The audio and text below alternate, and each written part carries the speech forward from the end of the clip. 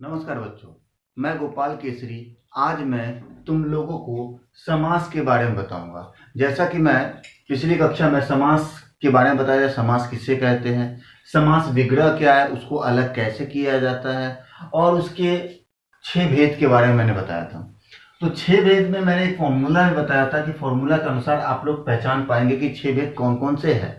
ठीक है, इतना तक समझ में आ गया होगा। उसके बाद मैंने द्वंद्व समास बताया था, द्विगु समास बताया था, अव्ययी भाव समास बताया था। आज मैं आप लोगों को बहुब्रीहि समास बताऊंगा। देखो, बहुब्रीहि समास का मतलब होता है बहुत, मतलब ज्यादा।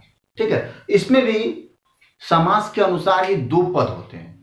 ठीक है, जैसा कि मैंने बताया कि समास जो होता है, समास में 2 पद होते हैं, पहला और दूसरा।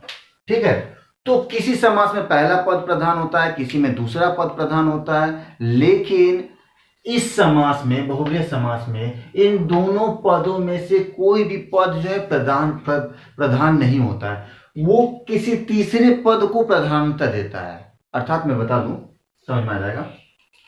जैसे इसके विषय में मैंने 5 पॉइंट्स मैंने लिखा है। ठीक है, 5 पॉइंट में क्या पहले लिखा मैंने कि दोनों पद अप्रधान होते हैं। इसका मतलब ये हुआ कि 2 पद होंगे, एक साथ जुड़े रहेंगे और दोनों में से कोई भी पद प्रधान नहीं रहेगा। जैसे मान लो कि मैं एक छोटा सा उदाहरण ले रहा हूं, घनश्याम।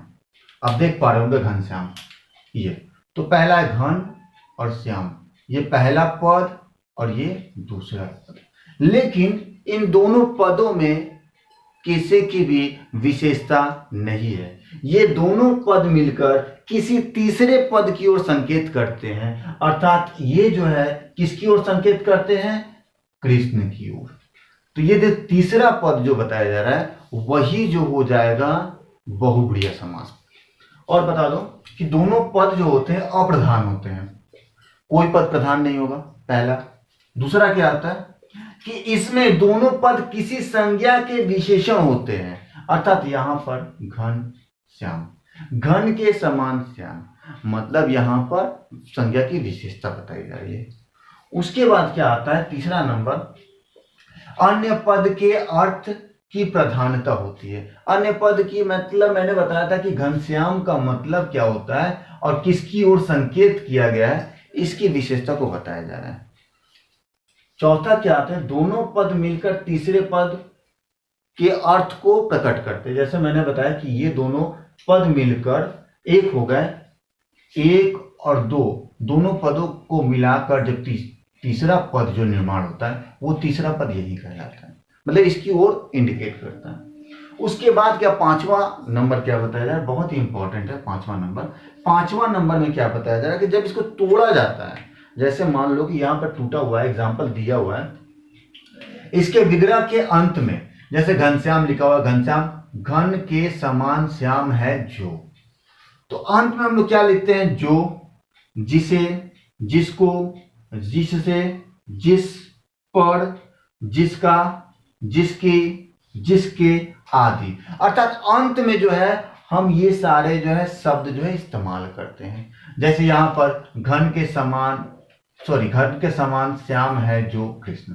यदि मान लो मुझे कृष्ण पता नहीं रहेगा तो मैं नहीं भी लिख सकता हूं, लेकिन वहां पर कॉमा देकर मैं जो, जिसे, जिसको मैं ऐड कर सकता हूं। ठीक उसी तरह दूसरा एग्जांपल क्या है, लंबोदर, लंबा है उदर जिसका, गणेश, मान लो ये मुझे पता नहीं है, मैं नहीं भी लिख सकता हूं, लेकिन जिसका मैंने लिख दिया क्योंकि इसमें बताया गया था जिसका लिखना।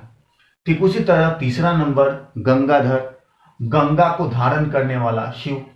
ठीक है, तो इसमें गंगा को धारण करने वाला जो यहां पर ऐड कर सकते हैं या नहीं भी लिख सकते इसमें। ठीक है, उसके बाद दशानन, 10 आनन है जिसके वह, यहां पर वह हो गया। तो यहां पर बताया जा रहा है कि एक और चीज जिसमें क्या ऐड किया जा सकता है, वो हो जाएगा वो।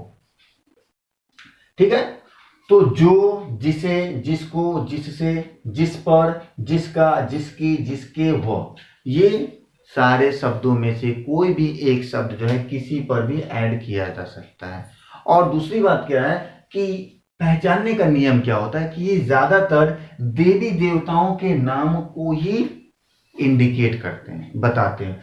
लेकिन कभी कभी देखो, जो रावण तो है देवी देवता नहीं है, लेकिन रावण के बारे में बोलना इसका मतलब ये हुआ कि आध्यात्मिक चीजों के बारे में बताया। मतलब जो सामान्य बातों से असामान्य बातों की ओर तुलना करना जो है वो बहुव्रीहि समास है। मतलब मैं कुछ बोल रहा हूं और उसका अर्थ कुछ और निकलेगा, वही होता है बहुव्रीहि समास। बहुव्रीहि समास ऐसा लगे कि इन शब्दों से किसी और के भाव को व्यक्त किया जा रहा है तो वो हो जाएगा बहुव्रीहि समास। के धारण करने वाले, के जैसे, के समान, व, जो, ऐसे हम लोग बना सकते हैं। तो आशा करता हूं कि ये बहुव्रीहि समास जो है आप लोगों को समझ में आ गया होगा। बहुव्रीहि समास मैंने बताया था बहुत, अर्थात आध्यात्मिक बातें, मतलब सामान्य से असामान्य की ओर जो तुलना की जाती है वही जो होता है बहुव्रीहि समास। ठीक है, तो इतना समझ में आ गया होगा। धन्यवाद।